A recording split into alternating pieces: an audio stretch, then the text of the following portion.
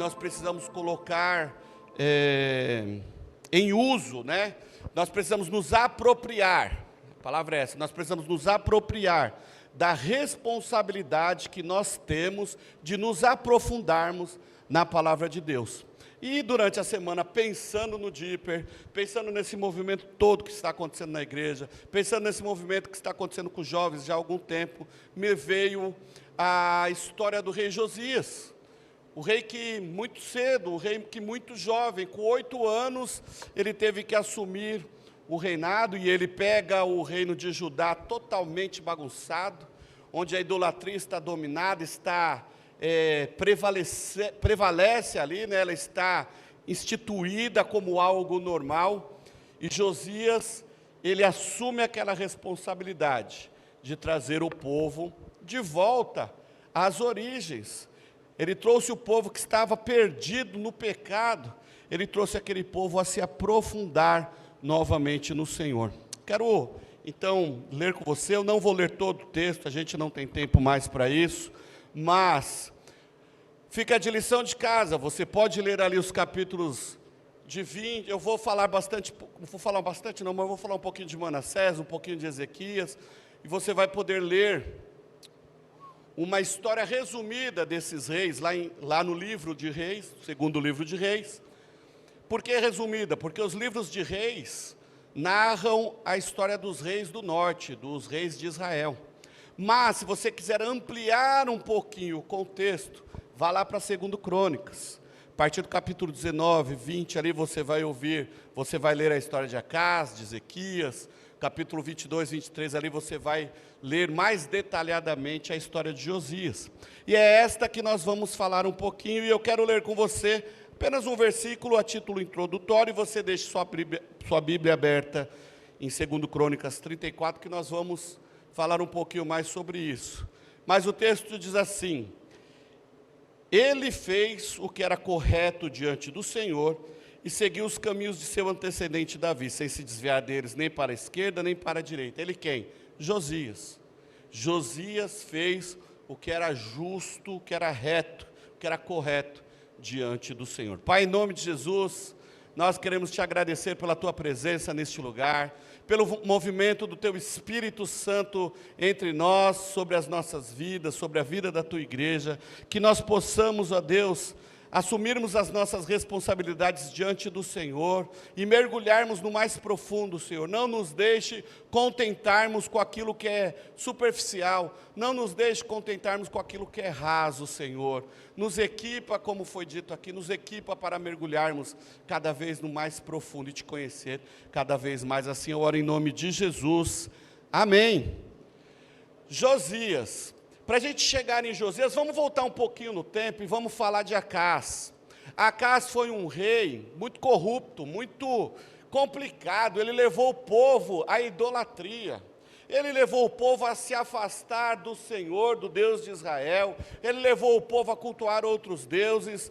Ele, assim como Manassés, ele ofereceu o seu filho em sacrifício a Moloque. Ele fez tudo que não deveria fazer. Aí o seu filho Ezequias assume o trono.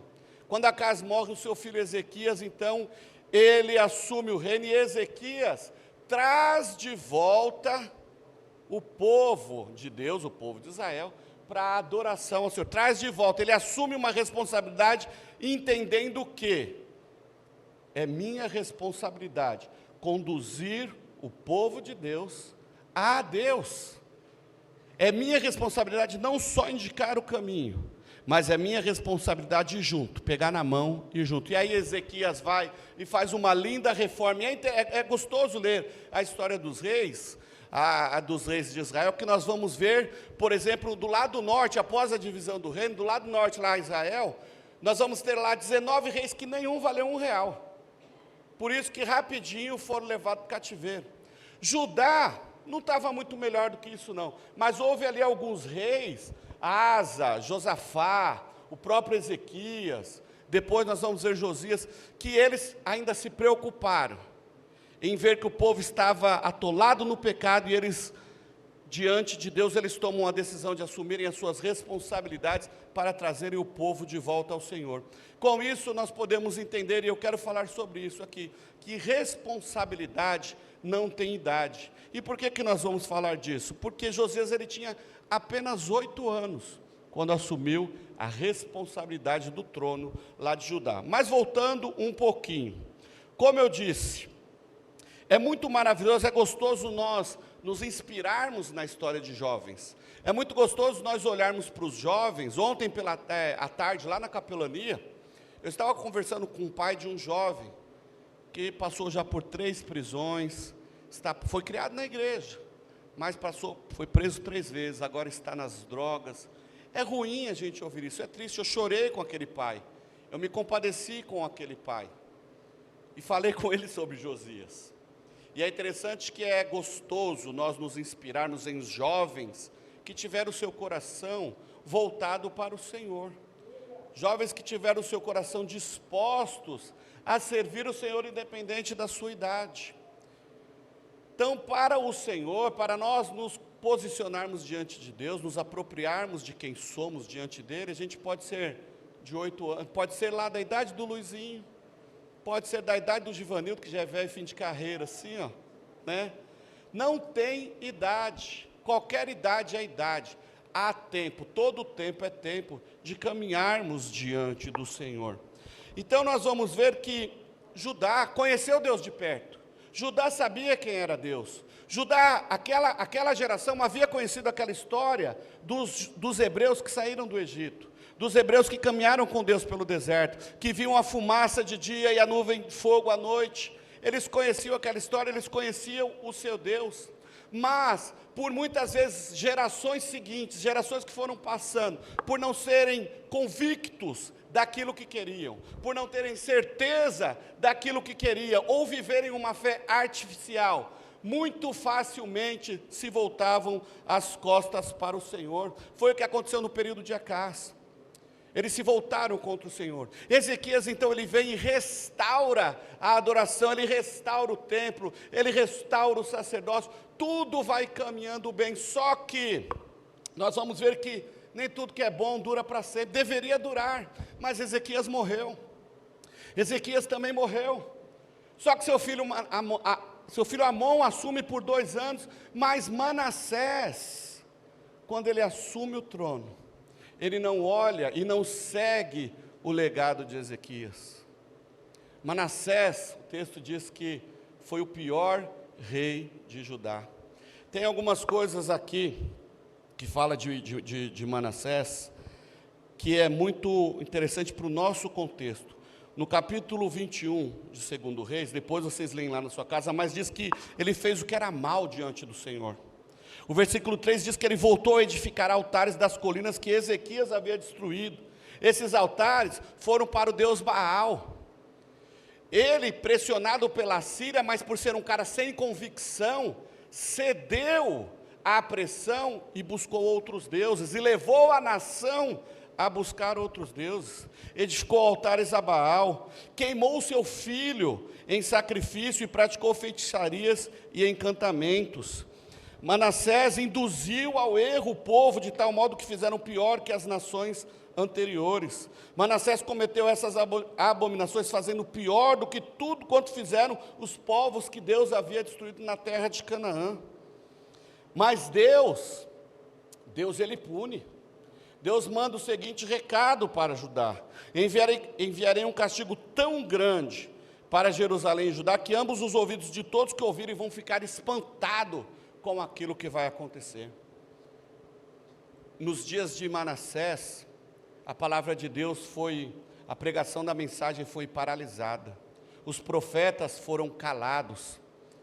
Hebreus 11:37 diz, na Galeria dos Heróis da Fé, tem um texto que diz ali que haviam homens dos quais o mundo não eram dignos. O mundo não era digno daqueles homens. E Hebreus 11:37 diz de homens que foram cerrados ao meio.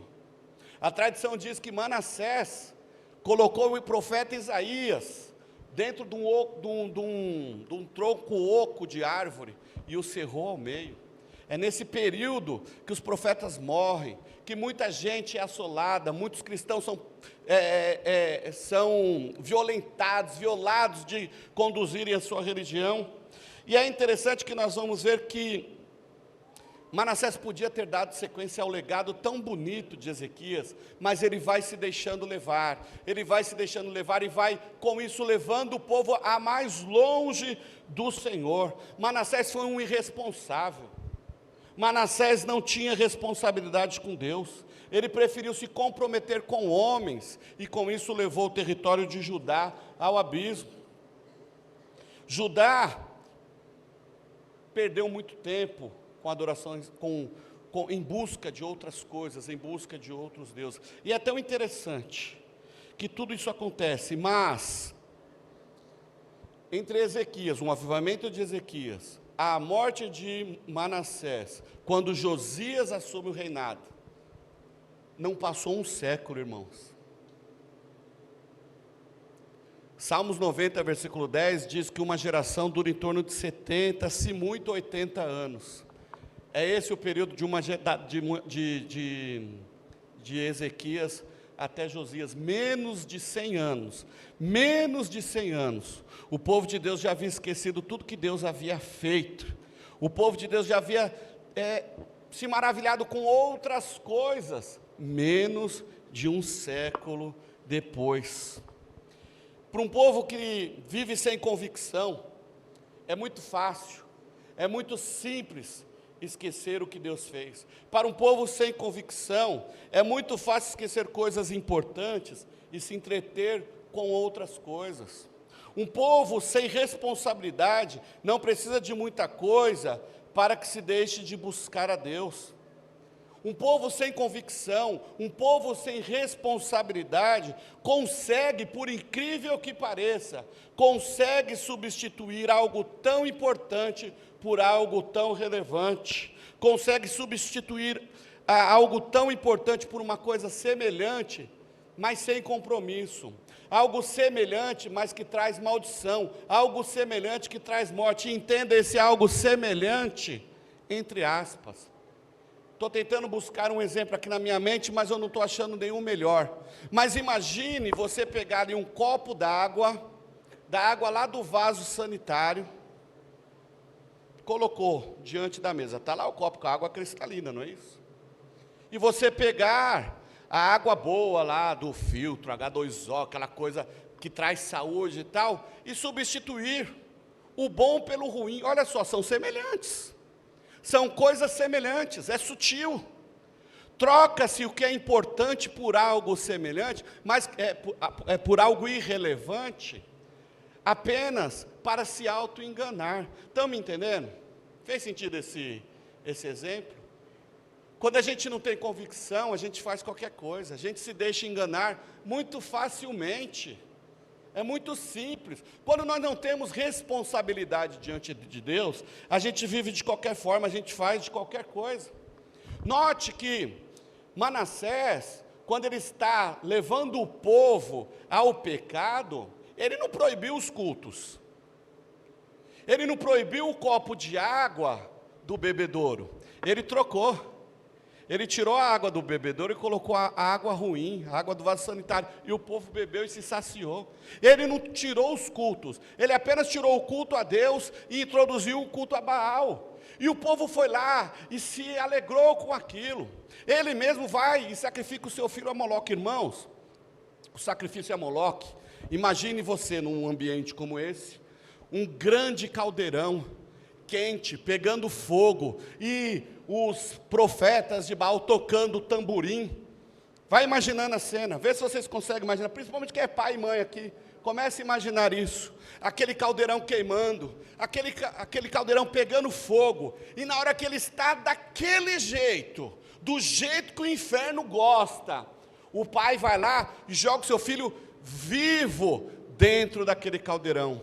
Quando aquela criança queima, bate e começa a gritar de dor, de desespero, os profetas que estão aqui com tamborim começam a bater mais forte ainda, para que o pai não ouça o filho gritando lá, e todos aqui fora se alegrando, todos aqui fora se satisfazendo. Foi isso que Acás fez, foi isso que Manassés fez, e muitas vezes, não de uma forma literal, mas muitas vezes nós fazemos também, quando nós trocamos a adoração ao nosso Deus, para colocar outras coisas no lugar da adoração ao nosso Deus. Entenderam? O culto não foi parado, foi apenas trocado. Trocar o que é importante por algo falacioso, por algo superficial. Isso também se chama de manipulação. Manassés foi manipulando aquele povo, ele foi substituindo lentamente a adoração a Yahvé por adoração a Baal. Isso se chama manipulação. E a manipulação não acontece de uma hora para outra. A manipulação é um processo lento, mas na maioria das vezes é um processo vitorioso para quem o faz. A manipulação é assim. Então, a mesma coisa acontece com o povo de Deus. Ninguém se afasta da casa do Senhor de uma hora para outra. Eu não acordo num domingo de manhã e falo assim, eu não quero mais saber da igreja. Eu não vou mais para a igreja, briguei com Deus. Não, não é assim que acontece. O diabo vai te fazendo, o diabo vai te colocando atividades paralelas, o diabo vai colocando coisas na sua vida, e você vai entendendo aquilo como um algo de Deus, como um sinal de Deus, e vai trocando o que é importante pelo que é supérfluo. Ninguém sai das atividades da igreja de uma hora para outra, ninguém deixa de fazer as coisas do Senhor de uma hora para outra. Muitos irmãos, muitos crentes, muitas pessoas assíduas que fazem isso, fazem aquilo, de repente esmorecem, de repente desanimam, de repente somem. Queridos, é interessante notar que assim como lá em Israel, se nós aplicarmos para a nossa vida hoje, nós vamos entender. Se você fizer uma autoanálise, você vai entender que os momentos que você esfriou na sua fé, foram momentos em que você passou por um período de pecado. O pecado mata as pessoas, o pecado mata a fé, o pecado mata o fervor, o pecado mata a alegria, o pecado ele destrói, ele consome toda a nossa força de vontade, e quanto mais nós nos atolamos no pecado, menos força, menos vontade nós temos de sair. Nós nos realizamos, o pecado ele vai nos atraindo de uma maneira tal que a gente não consegue voltar, e aí, o que acontece? Nós corremos de Deus. Quando nós vivemos em pecado, a gente foge de Deus, a gente foge dos cultos, a gente foge do GC, a gente foge de tudo. A gente foge de andar com os crentes. Não vou andar com o André não, porque senão ele vai descobrir. Não, a gente foge de Deus. A palavra de Deus tem nos dito, a palavra de Deus tem nos ensinado, que se nós cairmos em pecado, nós não devemos fugir de Deus, ao contrário, quando estivermos em pecado, nós precisamos correr para Deus, porque Ele é o único que é capaz de perdoar pecados. Lá em 1 João vai dizer que se nós confessarmos os nossos pecados, Ele é fiel e justo para nos perdoar e nos purificar, nos libertar do lamaçal do pecado. Se algo está nos prendendo por causa do pecado, somente Jesus Cristo que pode nos trazer a paz, nos trazer a libertação. Se nós queremos nos aprofundar no Senhor, somente buscando relacionamento com o Senhor Jesus Cristo, é que nós vamos conseguir. Não vai ser vivendo uma vida artificial, se prazerando no pecado, não sei se existe essa frase, mas se realizando no pecado, você não vai conseguir se aprofundar nunca, você vai ficar fora do que Deus está fazendo. Manassés induziu o povo ao erro, de uma forma que eles fizeram coisas muito horríveis, coisas piores do que os demais reis. Olha que coisa interessante, quando não se há convicção de quem você é diante de Deus, você perde sua identidade, você não sabe o que quer. E quando nós não sabemos o que quer, quando nós não sabemos que direção tomar, qualquer caminho serve, qualquer coisa serve. Eu não sei para onde eu vou, então eu pego qualquer avenida aqui, eu pego qualquer direção. Para qualquer direção serve, qualquer destino vai em qualquer direção, não é isso? Mas o Filho de Deus, é interessante que o Filho de Deus tem uma direção. O Filho de Deus tem um destino. O Filho de Deus tem uma responsabilidade, e o Filho de Deus ele tem uma promessa, o povo de Deus tem uma promessa. Qual é a direção que o povo de Deus tem que tomar? A direção é o Senhor, a promessa é o céu, é a vida eterna, e o caminho é Jesus Cristo. Eu sou o caminho, a verdade e a vida. Ninguém vem ao Pai, ninguém vai ao céu, ninguém vai ter a vida eterna, se não passar pela cruz.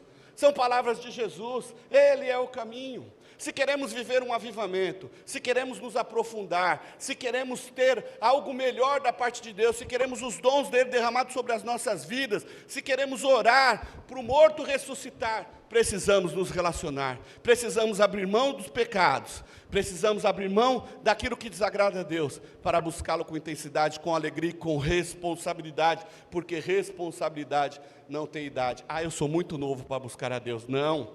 Eu sou muito velho para buscar a Deus. Também não. Responsabilidade não tem idade.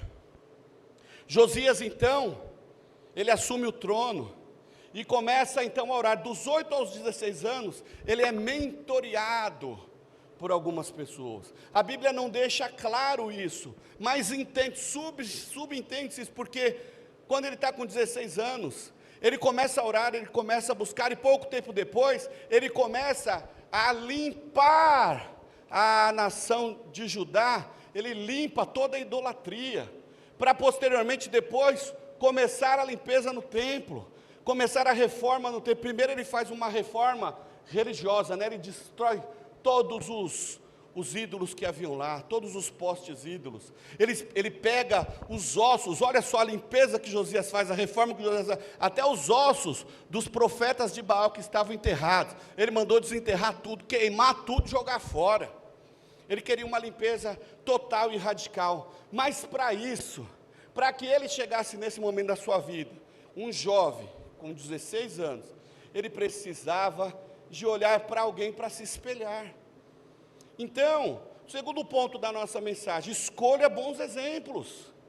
Escolha bons exemplos. Olha, ele fez o que era reto diante do Senhor e seguiu os caminhos do seu antepassado Davi.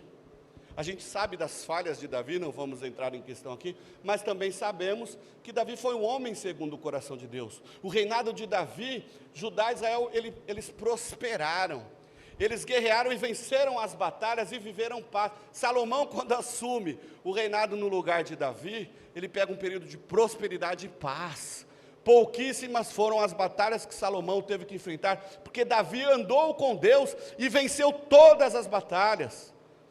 Então ele olha e fala, poxa vida, eu preciso me espelhar em alguém. E orientado pelos profetas, Jeremias, ele começa a profetizar justamente no período em que Josias assume o trono. Então, ele começa a olhar, então, para os antepassados. Note, a Bíblia, ela estava desaparecida. Daqui a pouco nós vamos achar ela, mas ela estava desaparecida.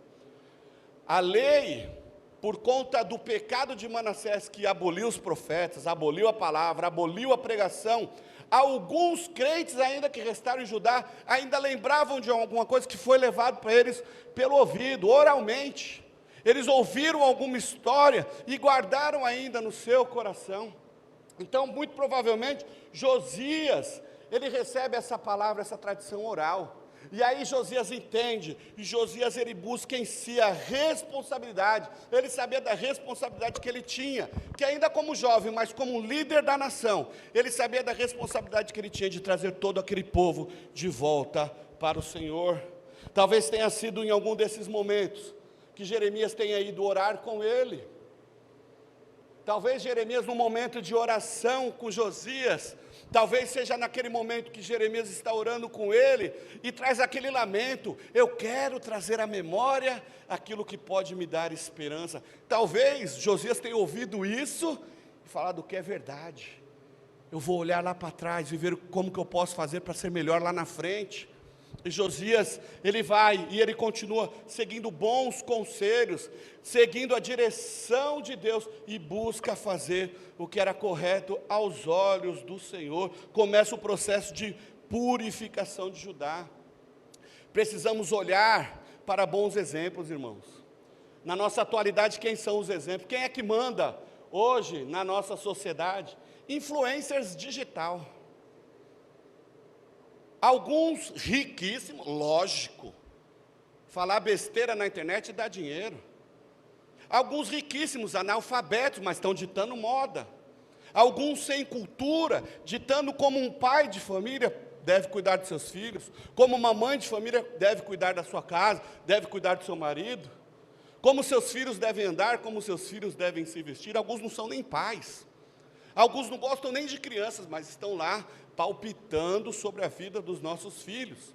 E a gente está lá, nossa, que legal, fulano disse isso, olha, fulano come aquilo, por isso que ele é magrinho. Mentira! Mentira! E nós nos deixamos levar. Queridos, precisamos olhar para bons exemplos, precisamos olhar para pessoas que nos levam para perto do Senhor, precisamos olhar para a Bíblia, precisamos olhar para a cruz de Cristo. Ah, mas lá na Bíblia, quando nós lemos a palavra de Deus, aqueles homens e aquelas mulheres estão tão distantes. Olhe para esses exemplos, mas nós temos aqui exemplos. Olha aqui, olhe para o seu lado, olha para frente, olha para trás, quantos bons exemplos nós temos aqui. Eu gosto de andar com a Renata porque ela me leva para perto de Deus, não é só porque ela é minha esposa, não. Eu gosto de andar com o André, com o Jair, com o Fernando, Jéssica, com o Givanil, com essa galera aqui, porque me levam para perto de Deus. Quando eu fraquejo, quando eu estou triste, quando eu estou desanimado, alguns de vocês me levantam, me erguem, sabe por quê? E me apontam para Cristo, porque é assim que funciona a coisa. Em maio do ano passado, vai fazer um ano isso, nós entramos aqui alegres, felizes, né? Casa nova, um milagre que Deus operou na nossa vida, e quando nós entramos aqui, estava tudo destruído. Nós pegamos a chave num dia, tudo bonitinho, lindo, quando a gente chega aqui, está tudo destruído, roubado, quebrado, tudo bagunçado. Era tempo de entrar em desespero, não era isso? Mas o grupo que estava aqui, o que fez? Vamos olhar para o Senhor. Um olhou para o outro aqui, um foi, limpou ali, arrumou aqui e tal. Nos juntamos aqui na frente, eu lembro como se fosse hoje, e começamos a orar, para agradecer a Deus, e de repente, todo mundo se levantou feliz, fizemos tudo o que tinha que fazer, de repente apareceu a oferta para comprar os fios, aparece o eletricista e fez tudo, o Givanildo e o irmão José começam a construir tudo, arrumar parede, outro pinta, outro dá tinta, outro dá isso, outro dá aquilo. Tudo isso porque nós olhamos para o Senhor. Nós não olhamos para a situação, nós não olhamos para aqueles que poderiam dizer, ó vida, ó céu, ó azar, negue ao Senhor, desista, fecha tudo, devolve esse prédio, acaba com isso daí, acaba com a igreja, acaba com tudo. Mas não, um fortaleceu o outro, um ajudou o outro, um levantou o outro aqui, um sustentou o outro, e olha que igreja linda, maravilhosa que nós temos aqui hoje. O André acabou de falar aqui do milagre que está sendo o ar-condicionado. Gente, quando todos juntos fazemos, todos juntos celebramos, todos nos suportamos, um suportando ao outro. Quando nós esmorecemos na fé, a primeira coisa que temos que fazer é procurar alguém para nos ajudar. Ah, como é bom, eu falo isso para os meus filhos. Ande com quem te leve para perto do Senhor. Escolha bons amigos, ande com pessoas tementes a Deus. Assuma as suas responsabilidades diante de Deus. Nunca é cedo ou tarde demais para o seu conserto diante de Deus. Josias procurou andar nos caminhos do Senhor. Ele entendeu que muitas vezes a gente espera pelos outros, mas ele sabia que ele não podia esperar por ninguém. Ele assumiu a responsabilidade de fazer a parte dele. E quando ele começa a fazer a parte dele, o povo vem junto. Queridos, a responsabilidade nossa diante de Deus é individual. A responsabilidade é sua, a responsabilidade é minha. A responsabilidade dos meus filhos serão cobradas individualmente. Filho de crente é crentinho. Não é isso? Um papo assim? Filho de peixe é peixinho. Ah, tem um negócio desse aí, né? Filho de peixe é peixinho, mas filho de crente, lembrei. Filho de peixe é peixinho, mas filho de crente não é crentinho. Cada um vai prestar conta de si mesmo. A salvação é individual. Eu posso orar por vocês. Eu posso jejuar por vocês. Mas eu só vou para o céu por causa de mim mesmo. Eu não vou, infelizmente, eu não vou conseguir levar ninguém para o céu. Até porque, às vezes a gente quer que as pessoas vão para o céu, mas a própria pessoa não quer ir para o céu. Então a gente precisa respeitar, assim como Deus respeita o livre-arbítrio de cada um. Eu não vou ficar forçando todo mundo a ir para o céu. A gente anuncia a mensagem, a gente anuncia o evangelho, mas a decisão é individual. A busca é individual, a prestação de conta é individual. Então Deus quer começar por você. Deus quer começar em você.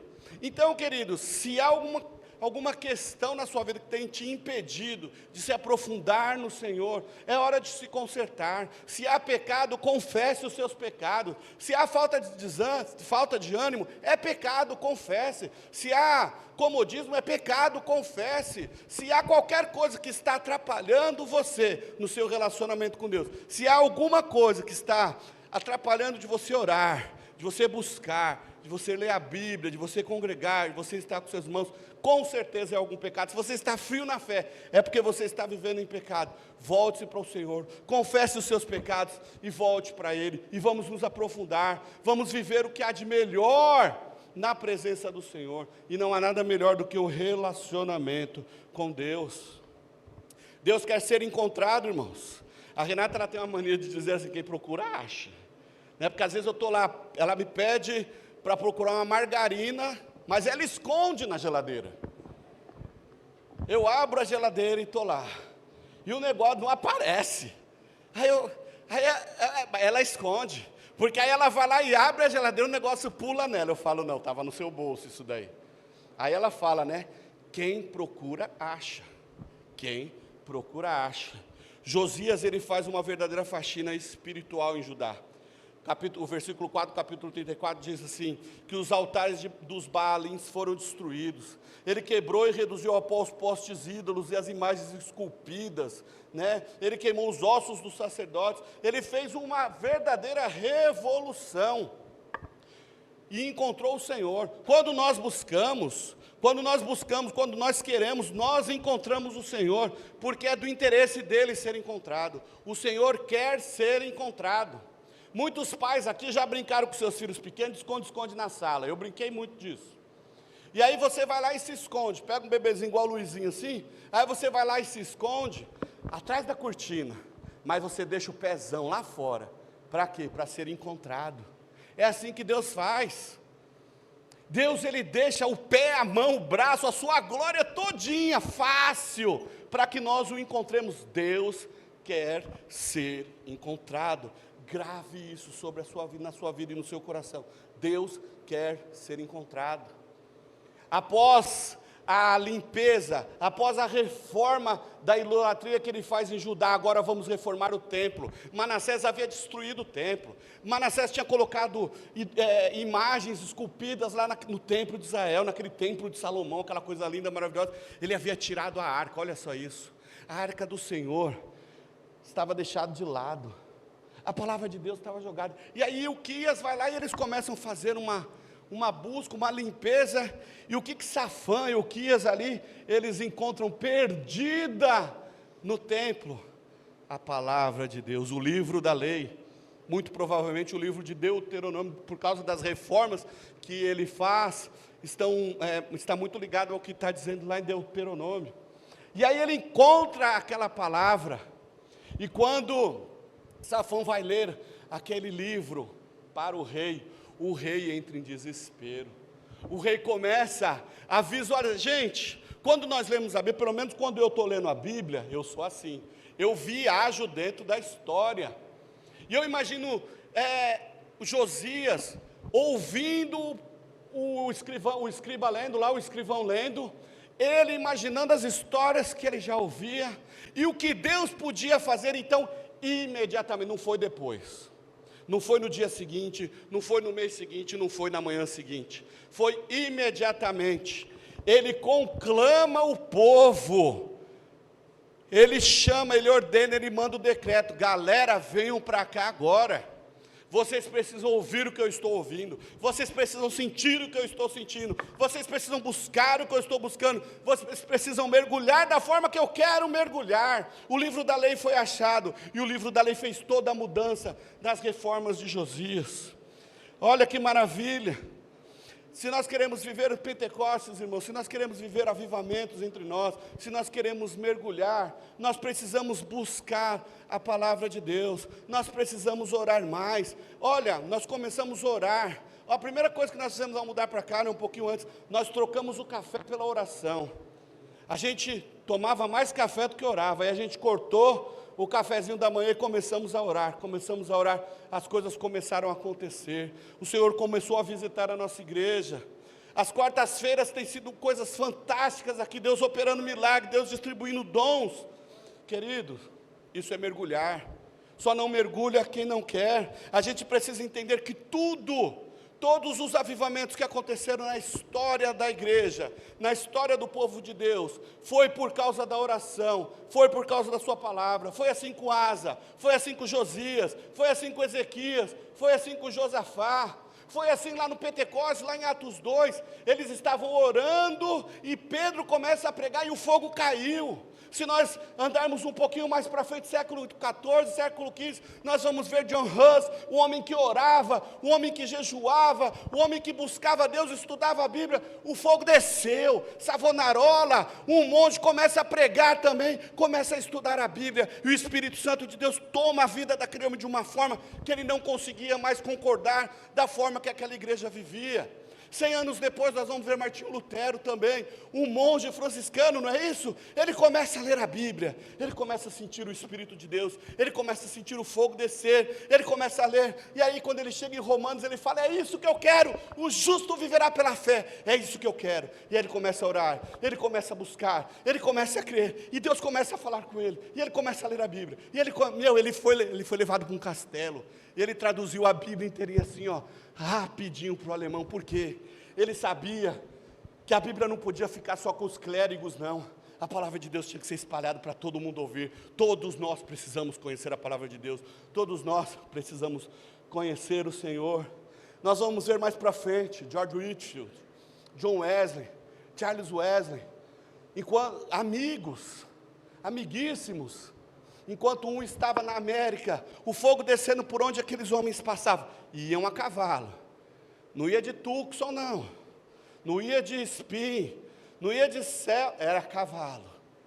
John Wesley cavalgou não sei quantos 1000 quilômetros na sua história, anunciando o Evangelho. E sabe onde que era a sua paróquia? Embaixo da primeira árvore que ele encontrava. Ele parava ali, juntava o povo e ele começava a pregar, e a multidão ia caindo diante de Deus, confessando seus pecados, se arrependendo dos seus pecados e sendo batizados pelo Espírito Santo. Foi assim com Whitefield, foi assim com Wesley, foi assim mais para frente, 1900, olha como nós gostamos desse ano, o avivamento da rua Azusa. William Seymour, um negão, cego de um olho, analfabeto, rejeitado por uma sociedade racista branca, ficava na janela da escola, enquanto os playboys lá estavam estudando, ele ficava do outro lado da janela aqui, sentado numa caixa de refrigerante, ouvindo tudo, aprendendo tudo. De repente ele começa a orar, de repente ele se reúne, lá na rua Azusa, num salãozinho bem pequenininho, e eles começam a orar, começam a entender, pera lá, além do Atos, né?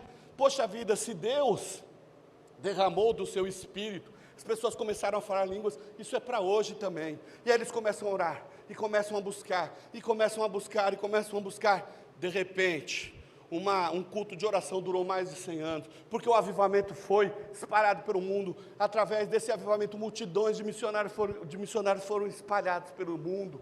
Nasce aí então o pentecostalismo.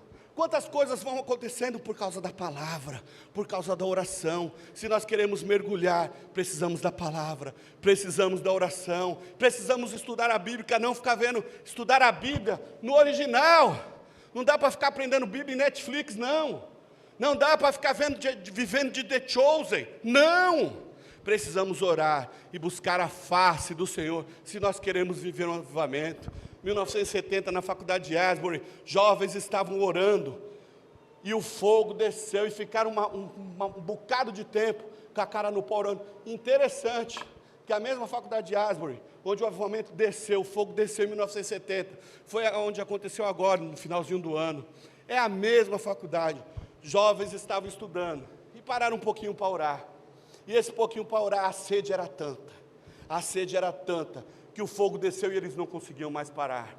E aí chegou, vocês viram isso na internet, agora, 2023, filas gigantescas, buscando, o povo queria passar lá e orar, queria também, né? Claro que tem os bonitos que vão lá para fazer selfie, né? Vou tirar uma selfie aqui, eu e o Espírito Santo, ó, para vocês verem que eu estou no avivamento. Gente, Jesus está tão longe disso. O Espírito Santo está tão longe disso. Nós precisamos nos aprofundar de verdade nele, e é através da sua palavra. Seja um bom exemplo, seja você um bom exemplo. O rei Josias assume o trono e ele vai para cima e leva o povo para a adoração. Você pode fazer isso. Você é pai, você é mãe, você é tio, você é tia, você é vô, você é vó, você é amigo, você é amiga, você é vizinho, você é vizinha. Seja um exemplo, seja a Bíblia lida pelos seus amigos que não conhecem Jesus. Vista-se do poder de Deus, aprofunde-se nele. Eclesiastes 4,12 diz que é melhor, um homem não pode viver sozinho porque ele é vencido, mas quando se junta com 2, 3, né, o bordão de 3 dobras, não se quebra com facilidade. A cultura do discipulado, a cultura do caminhar junto, a cultura da igreja abrace. Querido, seja exemplo. Se está difícil, chame um irmão. Irmão, Renata, eu preciso de ajuda, ora comigo. Não é ore por mim, tirem isso da sua vida. Ai, ore por mim porque eu preciso de um emprego, mas não levanta cedo para procurar. Não, ore comigo. Olha, eu estou orando também pela salvação de um amigo, do meu pai, do meu irmão, sei lá de quem. Ore comigo, não ore por mim. A gente tem essa mania de nós orarmos e esquecermos da vida. Ah, o irmão José está orando, então Deus ouve ele, ele é mais assim com Deus do que eu. Lógico, você não ora. Então, queridos, vamos ter esta cultura de orarmos juntos. Uma outra coisa, quando há conserto, há presença. Quando nós nos consertamos diante do Senhor, tudo que é impuro, tudo que é pecado, precisa ser eliminado. Não dá para o Espírito Santo nos encher, se nós não estivermos vazios para sermos cheios por Ele. Se há pecado, se há qualquer coisa que não está no lugar, que está atrapalhando o Senhor, que não agrada ao Senhor, e está ocupando o lugar na sua vida, que é o lugar de Deus, elimine isso da sua vida. Doa o que doer, sofra o que sofrer, mas não se permita viver uma vida sem o Senhor. Não se permita. Conserte-se diante de Deus. Todo avivamento é seguido de arrependimento de pecado. Todo avivamento é seguido de confissão de pecado. Queridos, o Senhor só virá quando todos os pecados da nossa vida forem eliminados. A presença, a doce presença, como nós precisamos da presença do Senhor. Eu não sei quantos aqui sentem a presença do Senhor nessa hora, mas eu sinto a presença do Senhor neste lugar, e essa é a presença que eu quero ter todos os dias da minha vida, não só aqui no domingo ou na quarta-feira. A presença do Senhor precisa ser algo constante nas nossas vidas. Moisés entendeu bem o que era a presença. Lembram-se lá no deserto? Êxodo 33:15, Moisés fala para Deus, se o Senhor não for comigo, nem adianta, nem chama o povo para ir, porque eu também não vou, eu só vou se o Senhor for. Irmãos, precisamos fazer essa mesma oração de Moisés, precisamos ser ousados como Moisés. Eu só vou se tu fores comigo, eu só me movo se o Senhor for comigo, eu só faço se o Senhor estiver comigo, eu quero a tua presença. A presença de Deus entre o povo de Israel no deserto foi tão superabundante, foi tão poderosa, que Deuteronômio 29 diz que suas roupas não desgastaram, seus sapatos não gastaram,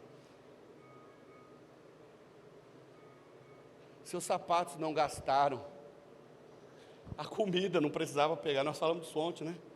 Nem comida eles precisavam, porque Deus mandava o maná. Olha, come, se farta. Quando eles ficaram com saudade lá da carne do Egito, Deus mandou dezenas, centenas de milhares de codornas para eles comerem.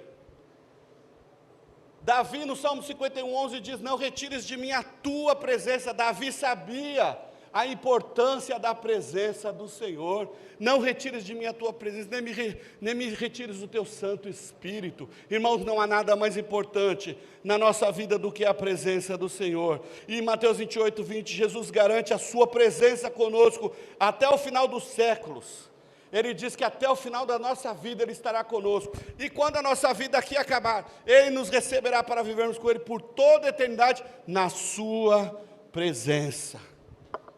Devemos amar a presença do Senhor, devemos buscar a presença do nosso Deus, porque a presença do Senhor, onde há a presença do Senhor, nada mais importa. Cantamos isso aqui, só quero a Ti e nada mais. Vocês sabem qual é o maior problema do inferno? O problema do inferno não é o lago do fogo, não é o diabinho lá, os demônios lá chifrando a gente, não é nada disso não. O maior problema do inferno é a ausência de Deus. Aquele lugar é horrível, porque Deus não está naquele lugar. E uma vez eu ouvi um pastor dizer que ele só vai para o céu porque Jesus está lá. Porque se Jesus estivesse em outro lugar, ele não queria ir para o céu não, ele queria estar onde Jesus está. E eu acho que eu estou com ele nisso daí. Eu quero aonde estiver a presença. Aonde a presença do Senhor estiver, aonde a presença do Senhor se manifestar, é ali que eu quero estar. Eu vou finalizar aqui, irmãos. Mas eu quero fazer uma aplicação final para as nossas vidas. E dizer o seguinte: não se deixe manipular pelo pecado. Não se deixe vencer pelo pecado. Olhe para Cristo. Olhe para o Senhor. Olhe para as pessoas que te levem a perto de Cristo. Assuma as suas responsabilidades diante de Deus. Responsabilidade não tem idade, e Josias entendeu isso. Aos 16 anos ele levou o povo numa jornada de volta ao Senhor. Não há avivamento sem conserto, não há avivamento sem confissão de pecados. Se nós queremos mais do Senhor, se nós queremos mergulhar, como nós vimos os jovens mergulhando aqui ontem, nós precisamos querer, nós precisamos buscar, e nós temos exemplos aqui na nossa casa, de jovens que estão buscando, jovens que estão investindo tempo na leitura da palavra, jovens que estão jejuando, jovens que estão orando. E ontem eu ouvi aqui um jovem dizer para mim assim: pastor, isso que está acontecendo aqui precisa inflamar a igreja. Mas para que inflame a igreja precisa desejar mergulhar no mais profundo relacionamento com o Senhor, e é isso que eu quero. Seja implacável na busca pelo Senhor, não desista. Existe um livro bem antigo do Tom Tenney, que chama-se A Casa Favorita de Deus. E aí o subtítulo diz assim: se você construir, Ele virá. Eu super indico, eu não acho ele em lugar nenhum, nem em sebo. Tem a casa favorita de Deus, caçadores de Deus e os descobridores de Deus. Se você construir uma casa na sua vida, uma casa no coração, no seu coração, Ele virá. Irmãos, assumam esta responsabilidade, pois se nós o buscarmos, nós o encontraremos. E eu quero encerrar aqui com o lindo texto de 2 Crônicas 7:14, que todos nós sabemos de cor. Se o meu povo, que se chama pelo meu nome, se humilhar e buscar a minha face e se converter dos seus maus caminhos, então eu ouvirei, perdoarei os seus pecados e sararei a sua terra. Eu não sei quantos aqui querem assumir essa responsabilidade, mas se você quer assumir a responsabilidade de viver o mais profundo por Deus, coloque-se de pé que eu quero orar com você.